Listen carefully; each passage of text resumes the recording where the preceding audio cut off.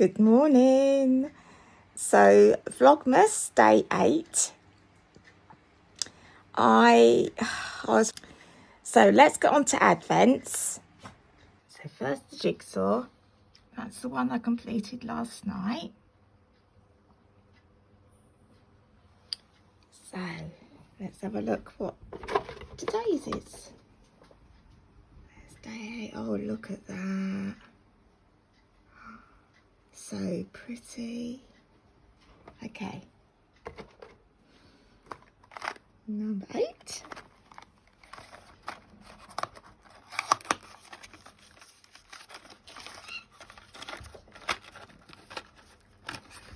There we go. So we'll do that one later.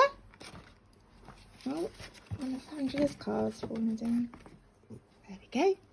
So, Burr Street Yarns. Number 8. Candy's watching. Look at that. Those wobbles. Oh, wobbles over there.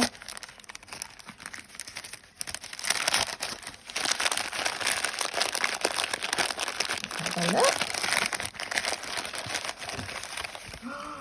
Wow. Oh, that is so pretty.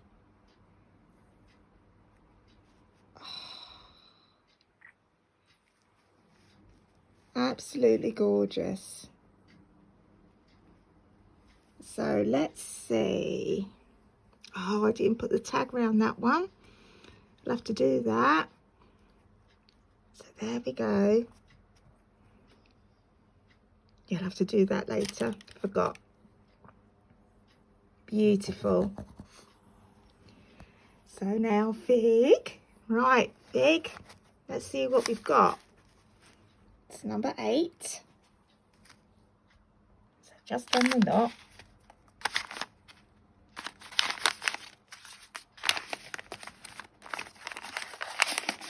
And what's in the parcel? What have we got? Oh, it's a little. Hang on, get the paper, Sue. Let's make sure. Oh, no, we haven't got a paper unless it's in here. Oh, it is. Let's have a look.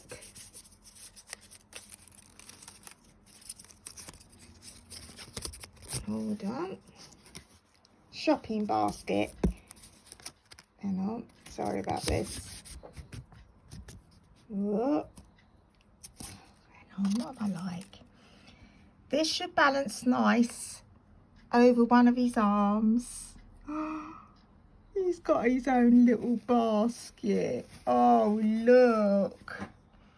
I like the spots. Oh, Fig, let's get this on your arm then. Let's hold on then. Look who's just walked across onto here. Wobbles. Hello. You come to see what Fig's got? Yeah. It's for my hand cream. So look. Hang on. Oh.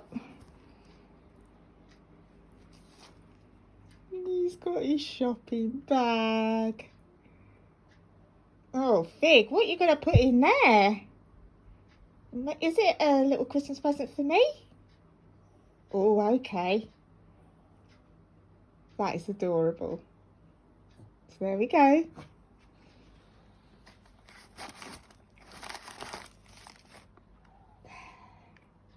Yeah, Wally, what are you doing? You posing? Are you sitting on my jigsaw? Yeah, you are. Come on, come across. There they all are.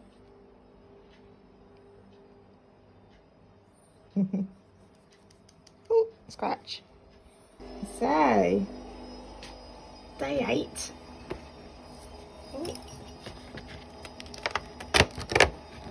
Oh, now, what's this one called? I'm going to have to Google the characters in Beatrix Potter. Because I don't know this one's name. I'll have a little look. So it looks very sensible, doesn't he? Like, put everything to rights. So I think he should go with Mouse.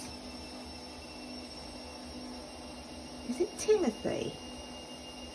Oh, I'm going to check it. I'll check it up and I'll let you know. So there we go. So yesterday evening, after reading the story, I did a bit of cross stitch. Jack Frost Tree Farm, and yeah, that was, oh yeah, and I did my jelly roll blanket up in bed. So today probably do a little bit more cross stitch, but I want to do start Florrie's apron, get some more Gracie done, and hope she Angela said she looked like a crocodile. So I hope she improves from a crocodile into a frog. And it's lovely that you're still enjoying the story. Really, really lovely. So I will see you later. Found it. So there we are.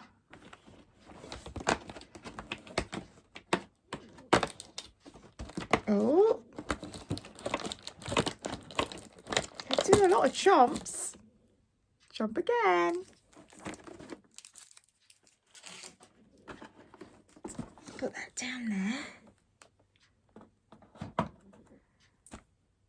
So I want to show you something that I've made as a little gift, and I'm going to be making one for Beth because I think she'll love it as well. So first of all, let me show you what I've done crafty wise today. So I started the applique work on Florrie's apron. So there it is.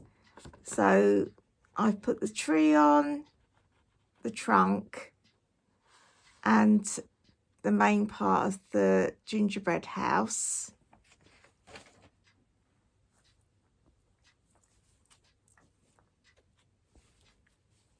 There it is.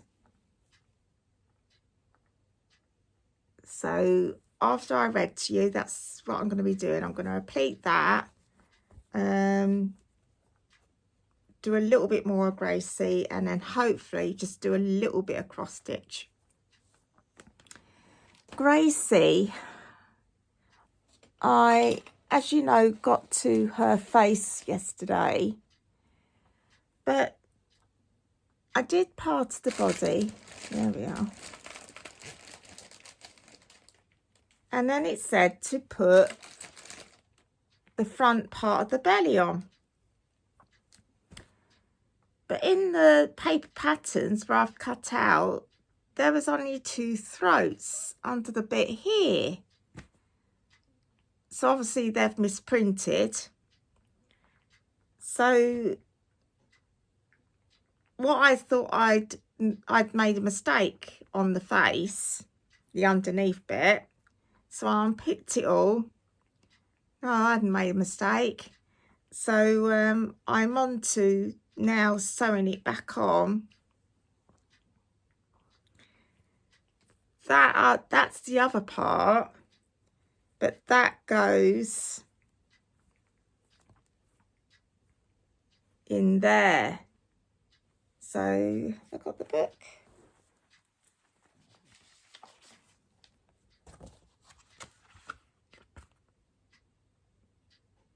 So that's, as you can see, the wider bit there, and the big bit there. So, oh, never mind.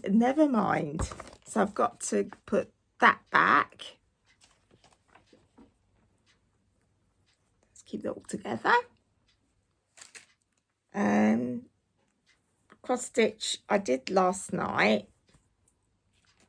So this is the one I'm on.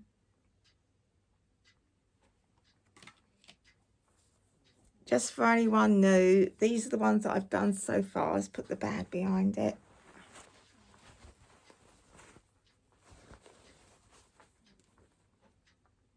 And I'll put them in the order that I want them to be in. So I've done, as you can see, the tree and wrote the word pine on there. It's a lovely little stitch, it really is.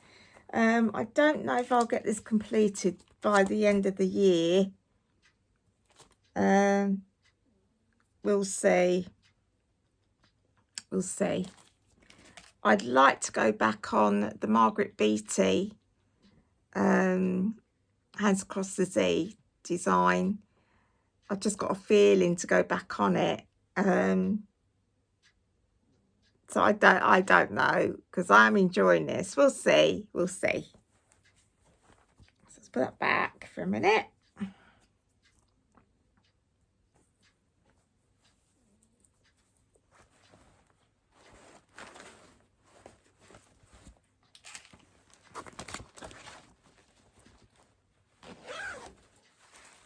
So I've got to tell Abby and Beth not to watch this vlog, because otherwise it'll give away the surprise. So this brought back memories. When I was little, my mum used to make up Christmas crackers at home. They were brought to her and she made them and then sent them back, and they were the old traditional crepe paper, the hat, the pool. You know what I mean. So I was thinking I wanted to make one for the girls the old-fashioned way. So I ordered some crepe paper, ordered some tiny tinsel, and I got these lovely vintage postcards, very tiny, small ones. So let's show you. So this one I've made for Abby, and I've done it that it's from Winnie, because I thought she'll really love that. So it's all made up now. The gift I gave her is inside, and I bought her, it was on Etsy, and it's a bookmark, and it's got a little dachshund hanging off it, and because she reads books. So let's show you what I've done. So there it is. So this was off Etsy. They had a different variety of colours. There's quite a few that sell the crepe paper on there. This was off Etsy. It was a 3-pack of red, gold and silver. And this was off Etsy. There was a pack, it wasn't a lot, I think it was like £2-3 with free postage, but it was so vintage and it reminds me of the style of the old Christmas crackers used to be, and that's why I wanted to work at, to look like that. And I'm really pleased with that. There's no cracker pull in there or hat. I just wanted it to hold that gift from Winnie. So I've done a little gift tag to match the colour of the cracker. So yeah, I'm really pleased with that. So we were going to do the Christmas shop today, and then the garden centre at the weekend. But Abby was called, she had to go to work. So she's now off Monday. So we're doing our Christmas shop Monday, and we're going to Frost tomorrow. I'm so looking forward to that. So yeah, I'm going to look out for something to put in. I've got an idea into Beth's cracker, so then that can be completed and made up. So, you know, if you want an idea or something different, that is such a good idea, and it's something you could put in a stocking, you know. I mean, it's just something different. So yeah, I just wanted to show that, but I've got to let Abby and Beth not to watch this vlog. So let's have a drink of my tea.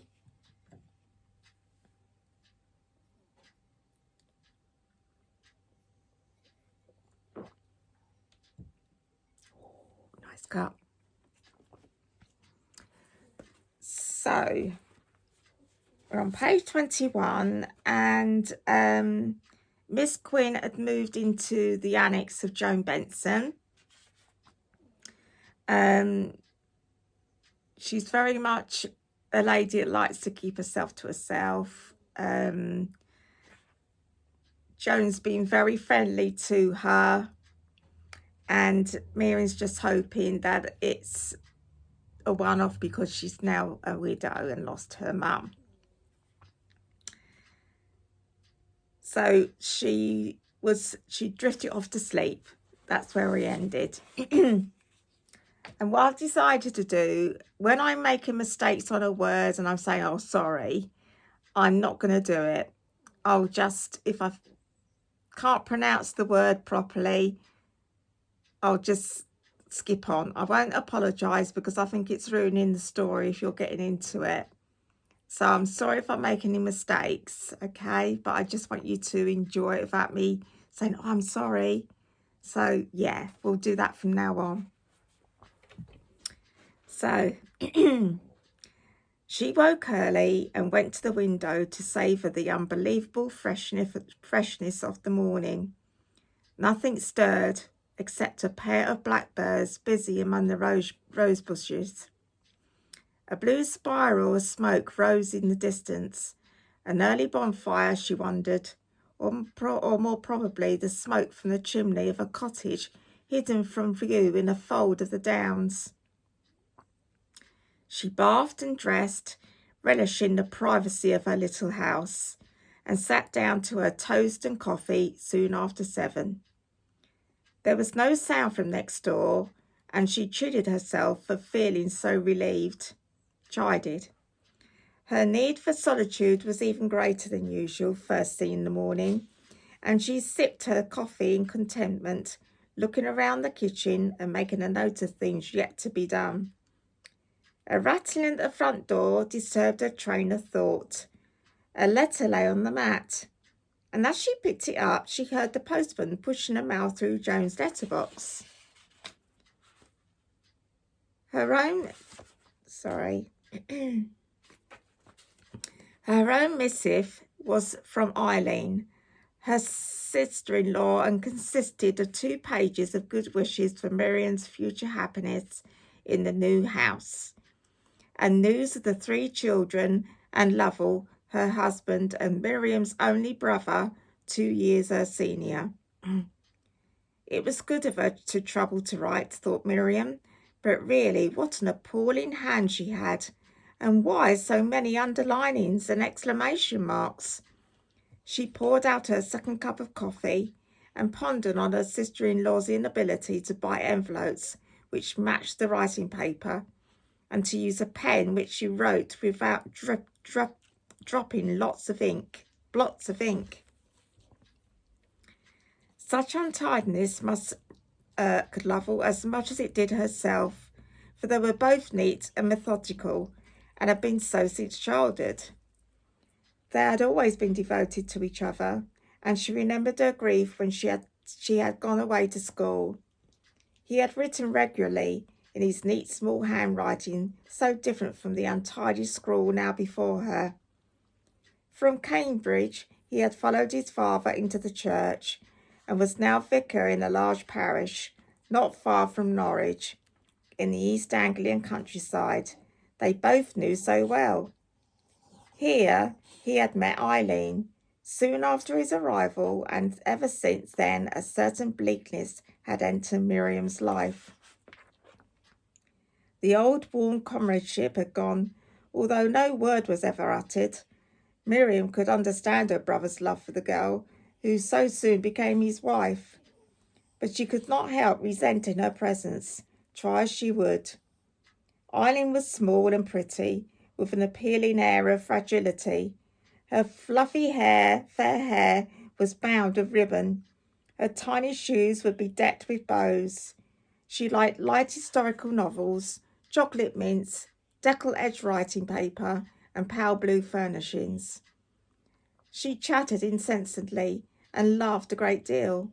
There was an air of teasing frivolity about her, which would have been heard under the title of minx in earlier days. She was a complete contrast to the sober and dark-haired Miriam and Lovell and their earnest parents. It was hardly surprising that Lovell was captivated. He had never met anyone quite so adorable. On the whole, the marriage had turned out well. Despite the Queen's private misgivings, Eileen had produced 3 attractive children, the youngest now almost 2 years old. And although they were allowed far too much license by their grandparents' standards, Miriam recognised that Eileen was a natural mother. Quick to notice ailments and danger, although slapdash in her methods of upbringing, her innate playfulness made her a good companion to the young things, and if discipline was needed, then often it was, for they were high-spirited children. Then Lovell reproved them with due solemnity. Yes, things could have been much worse, Miriam told herself, stacking the breakfast things neatly. Lovell seemed happy enough, although one could not help wishing that he had found someone with a depth of character and outlook to match his own. But would she have liked such a woman any more than she liked Eileen? She washed up thoughtfully and was honest enough to admit that any woman who Lovell married would have caused the same secret unhappiness. She had been supplanted and rankled. It was the outcome of unusual devotion between brother and sister, and she had now learned to live with this unpalatable fact. She took a last look at herself in the long looking glass in her bedroom. Her thick dark hair was knotted on her neck, her navy blue linen frock suited her slim build perfectly, and the plain but expensive shoes matched it exactly. She looked what she was, an attractive, efficient businesswoman in her 30s. I wonder why she never married, she had heard people say. She wondered herself sometimes. There had been young men in her life, friends of Lovell's, for instance, when he was at Cambridge. Young and friendly, some of them ardent, and they had been glad to visit the austere vicarage in the Fens, to enjoy the homely hospitality offered there and the company of Lovell's quite younger sister. But cool and far-seeing Miriam found none of them as attractive, and as the prospect of a life free of domestic responsibilities, free of children, and free of a lifelong partnership, which she doubted if she could sustain. With her upbringing, marriage would be for life, and sometimes, watching her hard-working mother, she wondered if she would ever be as selfless. Single life had its compensation. If she had to stay late at the office, or decided to go straight from there to see a play in London, or to visit friends, then there was no one to inform or to consider. Her decisions needed no discussion with another. Everything was under control. No one stirred next door as she drove her car towards the gate. The road was empty. The horizon was as clear as her own mind. The day was mapped out. She knew exactly what would be happening at any given time. It was good to know there was where one was going. Miriam Quinn was very sure of herself. Let's have a drink.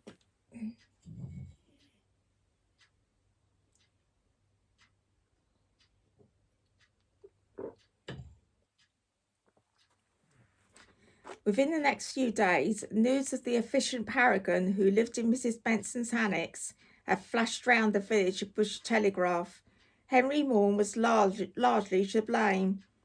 Gerald Partridge, the vicar, was in sore need of someone to look after the books of the Church Fabric Fund. Henry Morn, honorary secretary and treasurer to a score of more village concerns, stated flatly that he could not take on any more. But what about that nice Miriam Quinn? He asked of his friend. We met her the other night at Joan Benson's. But she must be very busy with her job, protested the vicar. She's home by about 6. Why not ask if she would like the job? She might be glad to meet people. The same kindly thought had occurred to other people in Fairacre, particularly those on committees, needing secretaries, treasurers, and the vague amorphous quality called new blood. Here was a clever lady, obligingly free of family ties, in good health and possibly lonely, who could prove a godsend to the various organisations in need of help. Henry Morn was the first to approach Miriam on behalf of the short-staffed Church Fabric Committee. She welcomed him to her shining home, gave him a sherry sparkled at his jokes, and declined the invitation in the most charming manner. Henry retired, hardly realising that he had been defeated. The Brownies needed a brown owl, the Cubs an Arcala. The Women's Institute needed a bookkeeper, as the last one still worked in shillings and pence, and in any case had lost the account book. The Over-60s Club could do with a speaker on any subject at any time, suitable to Miss Quinn.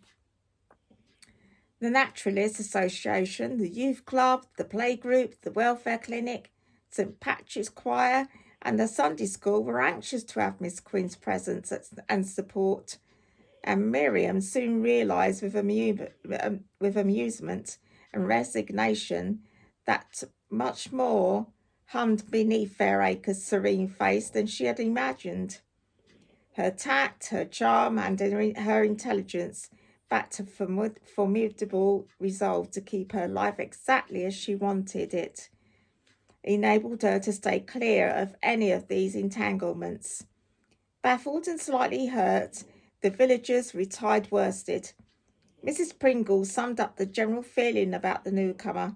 No flies on Miss Quinn. She knows her value. That one, but she ain't for sale. There's Mrs. Pringle. Chapter 3. As the weeks passed, Miriam's pleasure grew. Holly Lodge was all that she had hoped for, peaceful, convenient, and set among the great windswept countryside for which she had craved. She took to strolling for an hour each evening before her supper. The air blew away the little tensions and annoyances of the office, and she always returned refreshed. Sometimes she explored the village of Fairacre, stopping to talk politely to all who accosted her, but as Mr. Lamb at the post office said, she don't make the running, it's she who has to start the conversation, though she's as nice as pie once you get going. Henry Morn and his wife she knew through her employer, and had been invited to their Queen Anne house at the end of the village on several occasions. The Howes at Tyler's Row, the Partridges at the vicarage, Mr. Willett and Mrs. Pringle, who were all known to her, and she was on nodding terms with the majority of Fairacre's inhabitants. But on the whole, she preferred to ramble in the immediate vicinity of Holly Lodge. There she was unlikely to meet well-meaning folk who engaged her into conversation. She revelled in those solitary walks, noting the nuts and berries in the hedges, the flight of the downland birds, and the small fragrant flowers which flourished on the chalky soil. Just have a drink.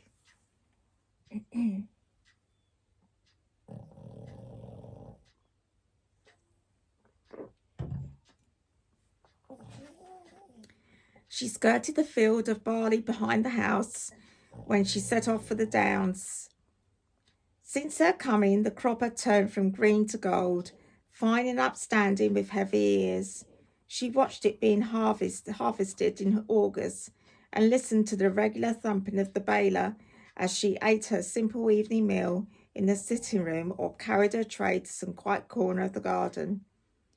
Joan Benson had quickly realised that the girl preferred to be alone, and she sympathised with her feelings. After all, she told herself, Miriam arrived home tired, having dealt with people and their problems all day. She had met Sir Barnabas Hatch at the Morns, and had summed him up astutely as the sort of man who, endowed with twice the average amount of energy and intelligence, expects of other people to be equally dynamic. Miriam could well hold her own, and her cool disposition would enable her to cope any outbursts from her employer. Nevertheless, he must be a demanding person with whom to deal with, and it was no wonder that the girl needed the peace of her little home at the end of the day. But although she respected Miriam's desire for privacy, she could not help feeling a little disappointed. She had hoped for company, and although the mere presence of someone next door was a great comfort, she sorely missed the conversation and company of her husband and mother. She found herself switching on the radio simply to hear another voice during the day, while making some excuse to walk to the village to enjoy a few words with anyone she met.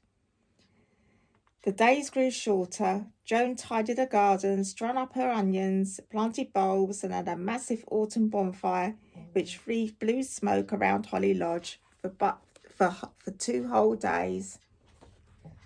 She was stirring the last of its embers one Saturday afternoon when Miriam waved her to from the other end of the garden. "I'm off blackberrying," she called. "Shall I pick some up for you?" Joan dropped the hoe she had been using as an outside poker and hurried across. "I'll join you if I may," she said. "I've been meaning to go all week." "Wait half a minute while I fetch a basket." Miriam rather welcomed company on this golden afternoon. She had finished the usual weekend chores of washing and shopping. The tradesmen had been paid their weekly dues. The house was clean. The mending awaited her. But otherwise her affairs were all in as much as apple pie order, here as they were at the office. It would be good to hear Joan's news. She felt slightly guilty about seeing so little of her lately. This afternoon she would make amends. The 2 women strode across the stubble of the field to a tall hedge. The sharp straw caught their legs, but it was wonderfully exhilarating to feel the crunch of it beneath their feet. At the farther edge of the field, Miriam caught sight of something moving. "Look," she said, grasping Joan's arm. A covey of partridges. There must be at least 10 young ones running along there. I haven't seen that for a long time." Joan was struck for the first time with the excitement in her companion's face. "You really are a country girl," she exclaimed. "Somehow I hadn't realised it." Miriam smiled at her. "It's why I love Holly Lodge so much," she told her. The blackberries were thick, and the 2 women picked up steadily. Jet black, ruby-eyed and pale green, the berries cascaded down the hedge. United in their tasks, relaxed by the sunshine and sweet air, they talked of this and that. Miriam more forthcoming than ever before, and Joan relishing the chance to chatter again. An onlooker might have learnt a great deal about the 2 women's natures simply by watching their methods of picking. Miriam chose her bush with a shrewd eye to the size and ripeness, and then picked swiftly and systematically from the fat terminal berry along the sides of the branch until all were gathered. Her movements were rapid but controlled, and not one berry was dropped. Joan ambled happily between bushes, picking only the large ones. She lacked the concentration of the younger woman, but obviously enjoyed her haphazard forays and was quite content to have only half a basket of fruit, compared with Miriam's brimming one, when the time came to return home. "I'm going to make tea," said Miriam. "Come and join me." Joan was delighted to accept, and after depositing her basket in her own kitchen and washing her battle-scarred hands, she returned to the annex bearing some bronze chrysanthemums. "I love them," said Joan, watching her neighbour arrange them, "but I always feel rather sad. They mean the summer's over. Still, they are very beautiful and have such a marvellous scent. Rather like very expensive furniture polish, I always think." Miriam let her chatter happily, wondering how to broach a subject which might be in her mind for some time. "Would you mind if I redecorated these rooms, Joan?" Not at all, she said, looking a little surprised. But they were done, you know, very recently. That's why I haven't liked to mention it. But to tell you the truth, I'm not a lover of cream walls. And with this old mahogany, I thought a very pale green would look well. Joan nodded approvingly. It would indeed. Would you get somebody in to do it? I'm sure Mr. Willett could recommend someone reliable. Shall I ask him? No, there's no need. I shall enjoy tackling it myself. I'm quite experienced. What a lot of talents you have. When would you want to start? Can I help at all? And there's the ladies on the field.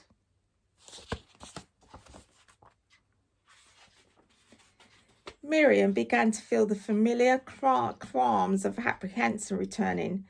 I may take a few days off, she said guardedly. I have some time owing to me, and Barnabas has to make a trip overseas soon. I may be able to arrange something then. If not, I could probably do some of it at Christmas time. This chance remark sent Joan along a new path. I'm writing to my 2 children this week to see if they can join me for Christmas.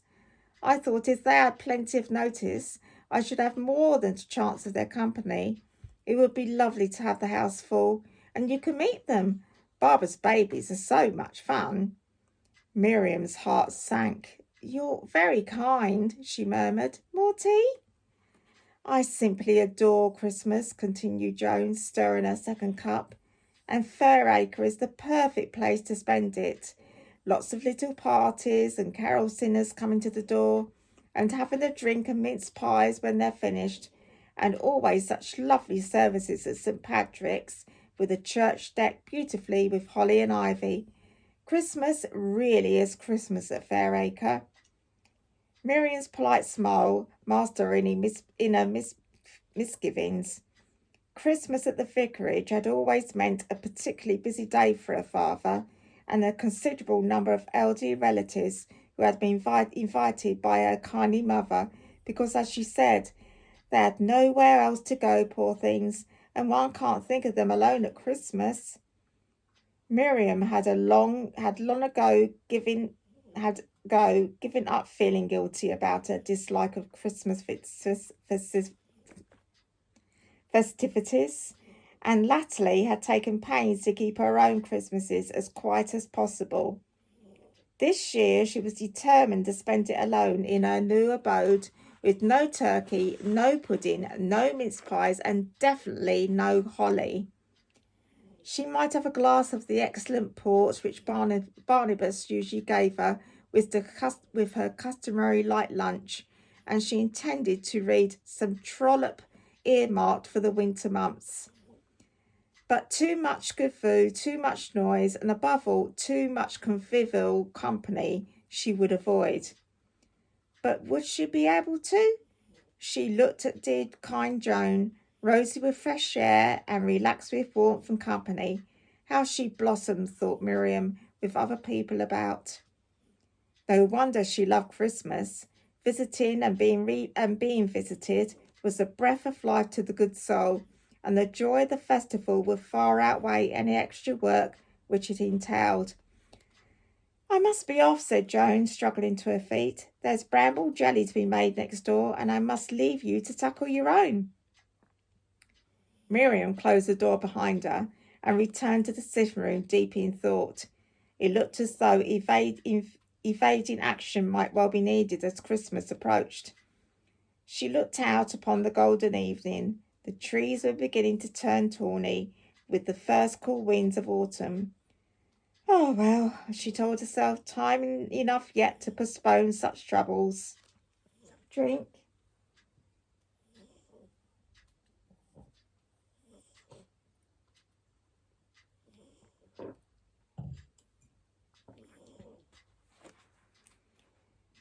Okay.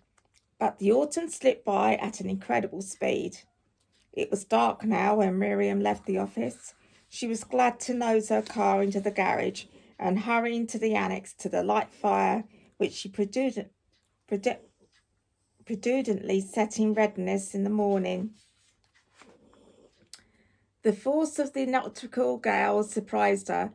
Now she began to realise how open to the elements was this high downland country, and to appreciate the sagacity of the past owner of Holly Lodge, who had the foresight to plant the thick hedge which gave the house not only its name but considerable protection from the blast of winter. Her own little home gave her increasing satisfaction. She had painted the kitchen white. It took 3 weekends of hard work to do the job, but Miriam was a perfectionist, and she rubbed down the old paint until not one scrap remained before she began to apply the undercoat with a steady hand. She enjoyed the work, she exulted in the finished result, and above all, she relished the perfect quiet as she got on with the job. She was even more determined now to tackle the sitting room at Christmas. Barney, as she thought of him, was making a business trip to Boston and New York, leaving on December the 16th and not returning till after New Year's Day. Miriam had already made the flight bookings for him and for Adele, his wife. They were meeting their only daughter, who was married to an American, and proposed to spend Christmas at her home and to see their grandchildren. Miriam had been requested to find some toys suitable for children aged 6 and 8. "The sort of thing they won't get over there, you know," said Barney vaguely. "Adele's got the main things, but I'd like to take something myself. I'll leave it to you. Not too weighty, of course, because of flying." "I won't get an old English rocking horse," promised Miriam. "Oh, no, nothing like that," exclaimed Sir Barnabas, looking alarmed. Humour, even as obvious as this, did not touch him. "And no more than £5 apiece," he added. He was not a businessman for nothing. Miriam had promised to do her best. As Christmas approached, the whirl of village activities quickened. Posters went up on barn doors, on the trunks of trees, and on the bus shelter near the church, drawing attention to the usual mammoth jumble sale, the fur and feather whist drive, and the social and dance, all to be held on different dates, of course, under the roof of the village hall. As well as these advertised delights, there were more private junketings, such as the Women's Institute Christmas Party, Fairacre School's concert, and a wine and cheese party for the Over 60s Club. An innovation was Mrs. Partridge's open day at the vicarage, which was her own idea and to which the village gave considerable attention. "You can just pop in there," said Mrs. Willett in the post office, "and any time between 10 o'clock and 7 at night.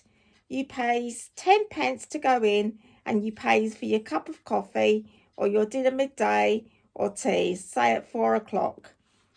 "And what, pray," said Mrs. Pringle, who was buying stamps, "do you get for dinner? And how much will it be?" "I think it's just soup and bread and cheese," said Mrs. Willett timidly. Mrs. Pringle snorted, and 2 stamps fluttered to the ground. "I don't call that dinner," boomed the lady, preparing to bend to retrieve the stamps. "Here, let me," said Mr. Lamb, the postmaster, hurrying to rescue Mrs. Pringle's property. "More than likely to have a heart attack trying to bend over in those corsets," was his ungallant private comment, as he preferred the stamps with a smile. "Tart," said Mrs. Pringle, perfunctory. She turned again upon little Mrs. Willett. "And how much for this here rubbishy snack?" "I'm not sure," faltered Mrs. Willett. "It's for charity, you see. Half to the church fabric fund and half to some mission in London that the vicar takes an interest in. Poor people, you know." "Poor people?" thundered Mrs. Pringle. "In London?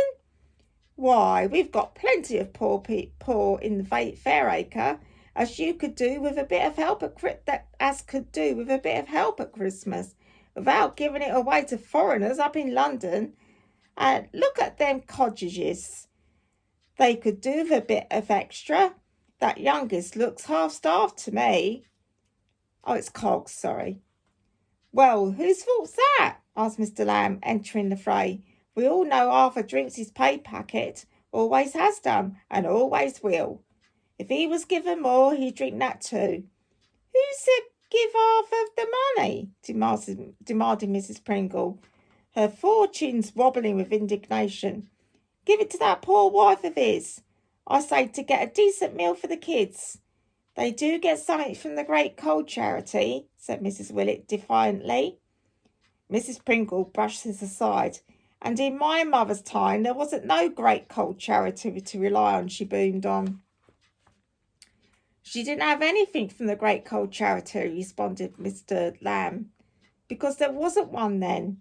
I'll have you know, said Mrs. Pringle with devastating dignity, that there were charity, that their charity was started in 1750 because the vicar told us himself at a talk he gave the WI.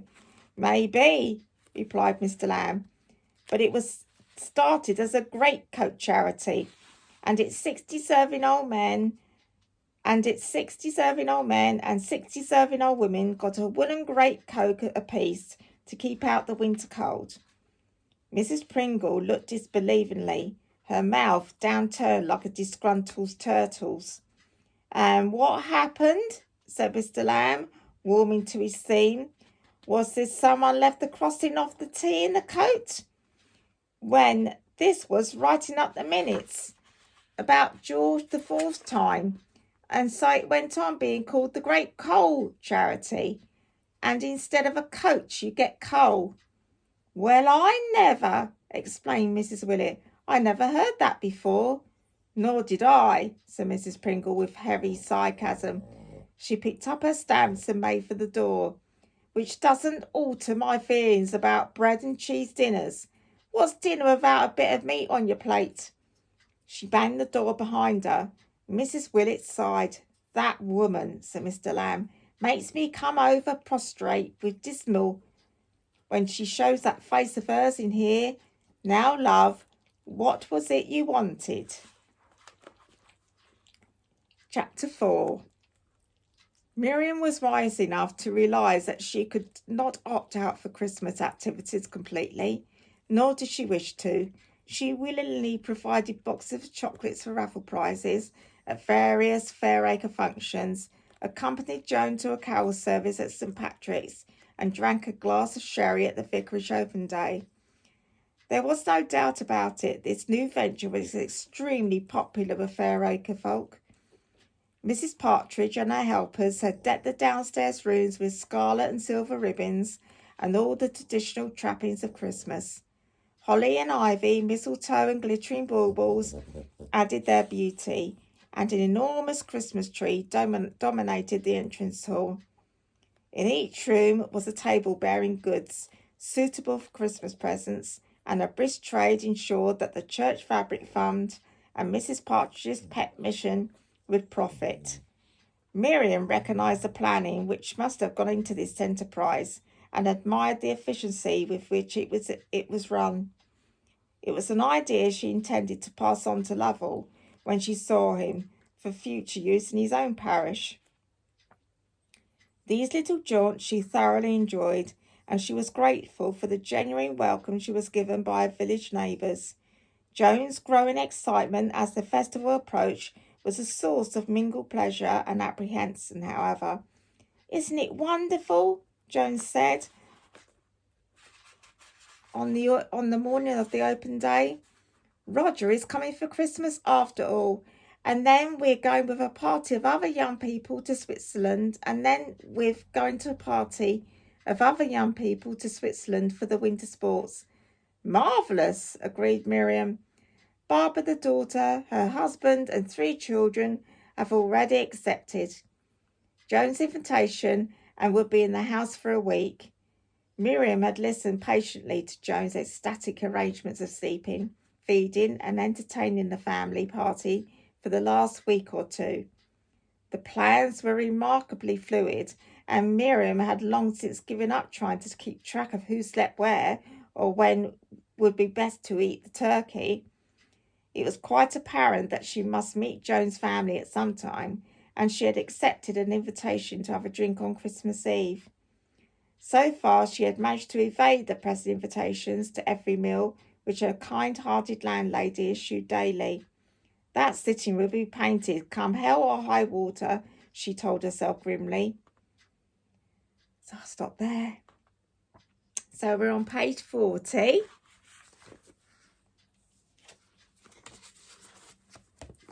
I hope you're still enjoying it. And I apologise for some words that I just could not pronounce. So that's it for this evening. So tomorrow I'm going to Frost Garden Centre with Abby, and we've got Mila and Evie, and Abby will have Winnie, and I've decided I'm going to take Peaches for a change. Don't know if she'll like Puppuccino. Peaches is a little bit fussy, but I think she's going to enjoy it. So I will be doing some videoing for you there, and showing you around the lovely pretty things. Excuse me. So yeah, I hope you enjoy that when I show you that one tomorrow. So for now, take care. Thank you for watching, and I will see you in the morning. Bye. So good evening. It's a bit later tonight. Do you know what? This day today, it's just gone. It really has. And I planned to do some cross stitching, but it didn't happen. So I'm hoping I might get some done this evening. We'll see. So let's do the Advent, the Cadbury Advent. So, right.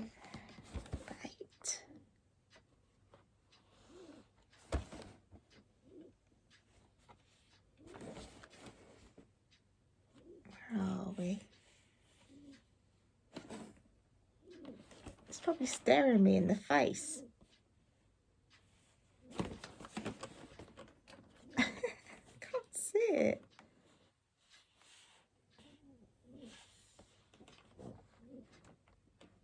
Hold on.